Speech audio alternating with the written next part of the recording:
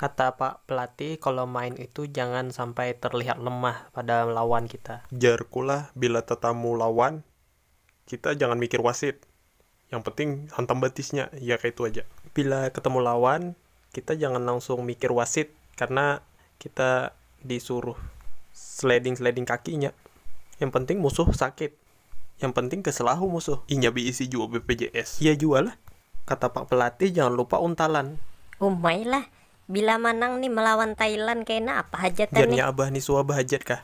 Hai, aku suah bahajat kayak itu. Bila manang nih melawan Thailand, karena di Korea kami sudah menyewa bobohan hapsi kalau kami undang bapak pesawat, tiket semuanya kami sudah yang bayarkan semua tuh. Katanya ada niatan memanggil bagian bobohan hapsi dari Indonesia ke Korea semuanya. Jadi timnas nyelamatnya di sana aja. Kebujuran kabun gatah ulun di Korea nih mulai panen sudah gatahnya. Nah, di situ duitnya sagan makan jalan acara timnas kena nih.